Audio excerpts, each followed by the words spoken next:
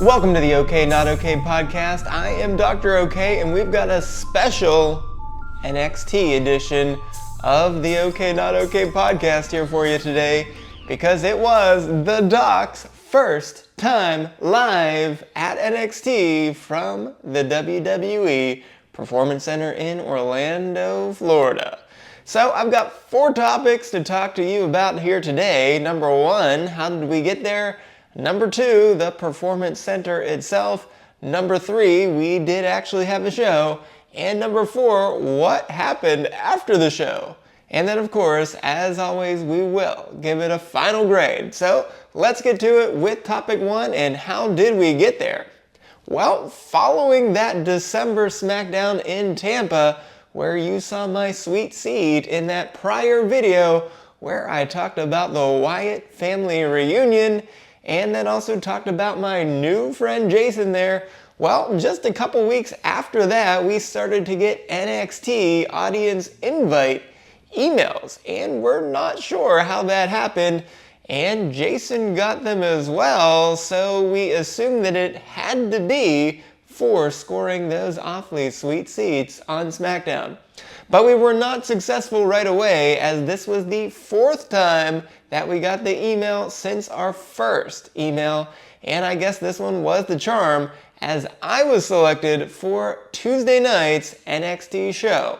And Jason was not selected separately, but we also registered him, so I brought him along as my guest. So anyways, we had a long trip from Tampa to Orlando, and if you know anything about that drive of I-4 during rush hour, you know that that is not exactly a Sunday stroll. Well, I left my place right before 4 o'clock in the afternoon and then met up with him at his place at about 4:30, which was a little closer to Orlando.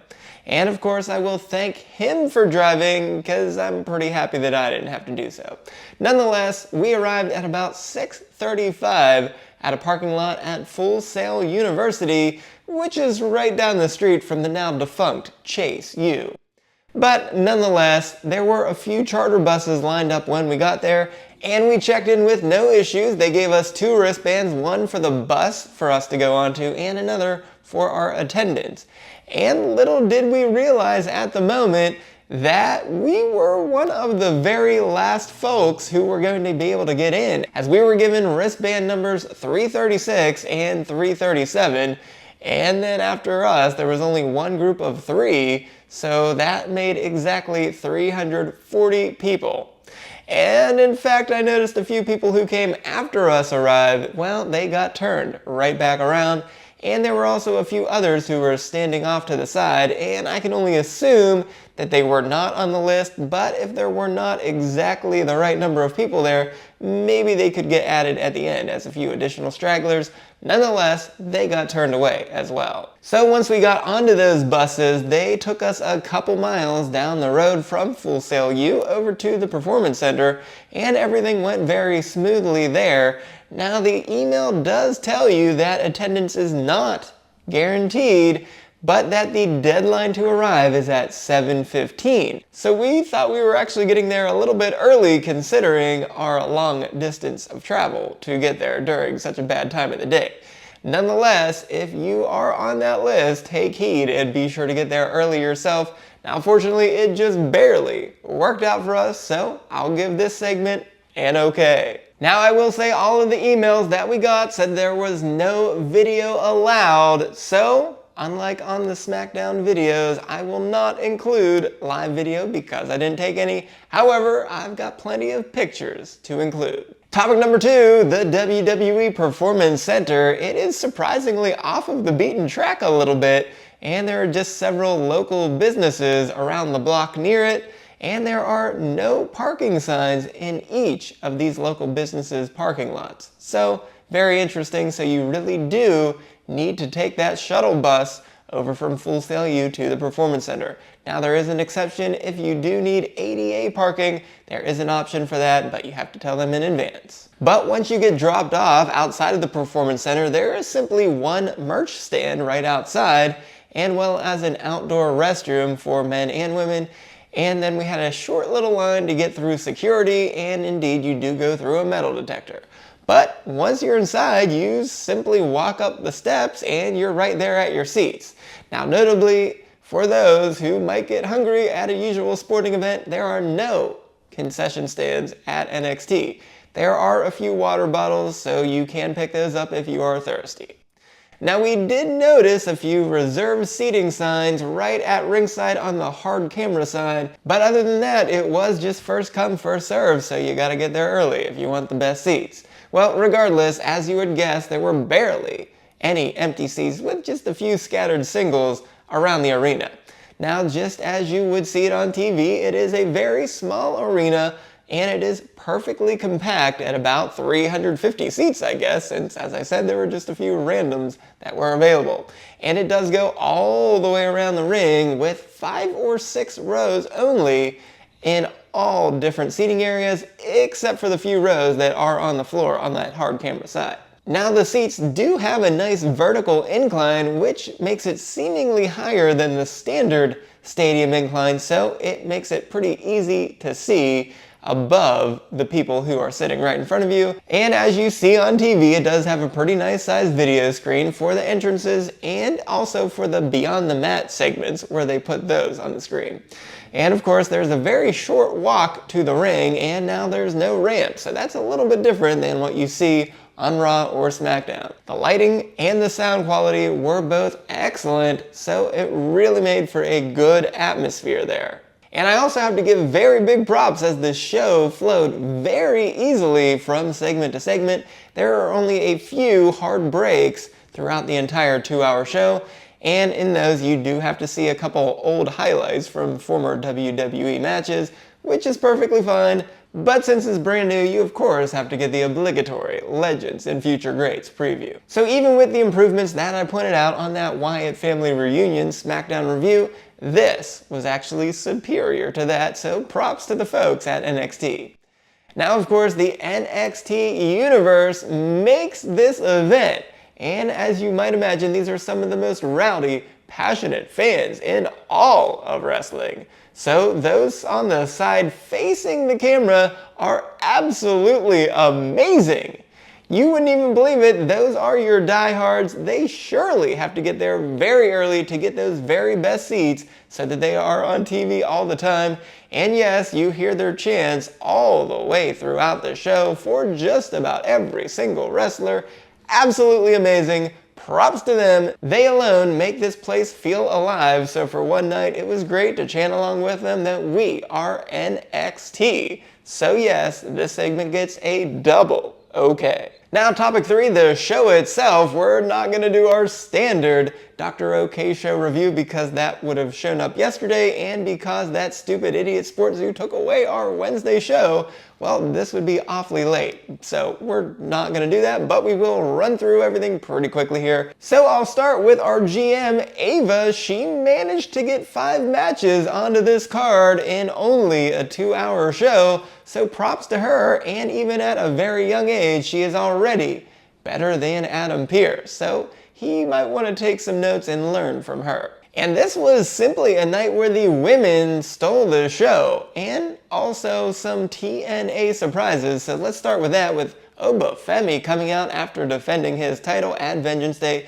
It was Moose from TNA who surprised us for a face-to-face matchup that seemingly a lot of people have been wanting. Now, we don't cover TNA here, so who knows? But nonetheless, certainly looks like a great match, so unfortunately, they didn't come to blows here today. And sticking with TNA, the No Quarter Catch crew, they challenged the legendary Hardy Boys for their TNA tag titles. And of course, the Hardys accepted, so they will be on NXT TV next week. Wow! How wild is that in the year 2025, folks? Just crazy. Well, good for them that they are still at it and still winning championships, even though it's not a WWE Tag Team Championship. There were two pretty short and unspectacular men's matches on the show, with Shawn Spears defeating Stax and then Eddie Thorpe winning his second match in 4 days against poor Mr. Chase. And that guy is just not the same man as he used to be, so this was a cakewalk for Thorpe. And while Trick Williams didn't show up in the ring, well, he apparently is not done yet with Eddie Thorpe, so apparently we'll see another match between those two. But apparently the big news of the night was this contract signing with some upstart rookie. It was weird. When he finally said his name was Ricky Saints, I certainly had to look him up because I never heard that name before. And well, I simply couldn't find anything. So I guess he's never wrestled a match in his life. So it was quite strange that Ethan Page and Wes Lee would seemingly know who this guy is.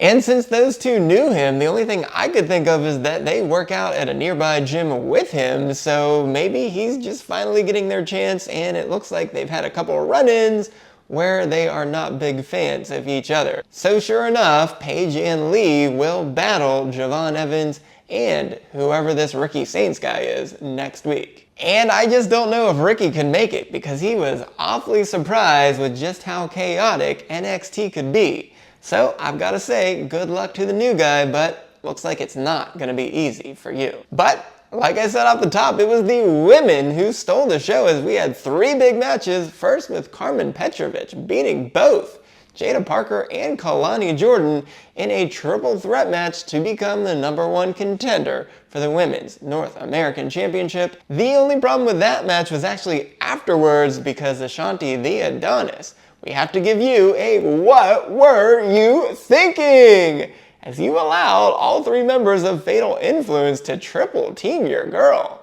Wow. So just run in there and grab her. You don't lose your man card for doing that. You deserve that nice chair shot to your back that you would get for letting her get beaten down for so long. That was terrible. But after that, we had 2 women's tag matches, and it never feels quite right with what we're doing with these NXT women's tag matches, because except for the random metaphor match that we seem to get every once in a while, when they inevitably get a chance at the women's tag titles, well, all these other ones just seem to be for nothing at all, as there's no separate women's NXT Tag Team Championship. Well, regardless, we got 2 pretty decent matches here, as Zarya and Sol Ruca seem to be working together rather nicely, and especially now that they already beat those former #1 contenders in the Meta Girls, well, they're off to a pretty good start, and I've got to say it is completely unfair for poor Jakara Jackson to get hit with both an F6 and a Soul Snatcher back-to-back. And even counting the main roster, I have to say that that Soul Snatcher is my favorite finishing move in all of WWE. But that takes us to our main event, as it was that Fatal Influence who had to take on a very powerful trio of Julia, Stephanie Vauquer, and the official in-ring debut of Jordynne Grace in WWE. And it was a tough look for Stephanie today, as Fatal Influence had their way with her throughout most of this match, but in the end, Jordynne made good on her debut, showing off some impressive strength and ending it with a Grace driver. And speaking of ending it, I'm glad that I was nowhere close to Mr. Stone or to Ava's office, as we see that no one is safe in NXT. But nonetheless, this was a great follow-up to Vengeance Day, and so on our normal Doktor O'Kay show wrestling scale, we will give this show an okay. But that takes us to topic 4, and this is where the problems begin. And even though you might think getting home would be the easy part, especially late in the evening, you would be wrong, as this was how it worked. Well, after the show, everyone got to leave right after 10 o'clock, and it was a good thing that we were not by Ava's office, or we might be having some issues as well. But nonetheless, the issues came because the buses, which again were numbered 1 through 7, and unfortunately we were on bus 7. However, there were only actually 4 buses, so 4 buses were nicely lined up for the first folks that had gotten there, so those 4 buses worth of folks got to leave quickly. However, that means we had to wait for 3 more buses to turn right back around, And sure enough, bus number 5, which was the same as bus number 1, it did indeed come back fairly quickly. However, buses 6 and 7, they were nowhere to be found. Don't they do this every single week? They totally forgot to take their second trip. And in fact, it took a whole 54 minutes after the show ended to finally get on bus number 7. And this was a fairly chilly night for Orlando standards, so this was not particularly enjoyable, just hanging out outside. So no, we didn't even get to the car in the parking lot until after 11 p.m., which this blunder by the buses cost us at least a good half hour. But then after we made a quick trip to the Wendy's that was practically next door to Full Sail U, we finally got back to Jason's place at about 12:40, and then just past 1 a.m. in the morning, I finally made it back to mine. So I guess for one night, it kind of worked out that the SportsZu hijacked the OK question of the week, because I didn't have to get up bright and early to answer those questions. Well, unfortunately, I would like to ask those questions and get paid for doing that extra day of videos, so come on, you stupid idiots, go out there and ask me some questions. But nonetheless, this bus blunder really ruined this and made it entirely too long of a night at the end, so topic 4 gets a double not okay. So in conclusion, with that hiccup, this ended up being a 9+ hour round trip for a 2-hour show.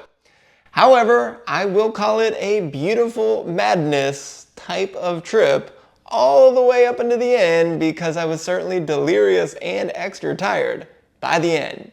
And then Jason, a little more simply, called it a surreal experience. But I guess, best of all, you can't beat the price because it is free. That's right, absolutely free, except for paying for gas, I guess. So of course, with that, I will absolutely be happy to do it again, but with that much travel, taking that much time, I guess we'll have to limit it to a special event to do every once in a while, at least if they'll have me back. But for this first time experience, overall, it gets a double okay. It was great to chant, "We are NXT" for one night, and I look forward to doing it the next time. But if you missed the last time when I graded all the segments from Raw and SmackDown, be sure to go right on over here, because if you don't, just like Ashanti failing to save his damsel in distress, that would be not okay.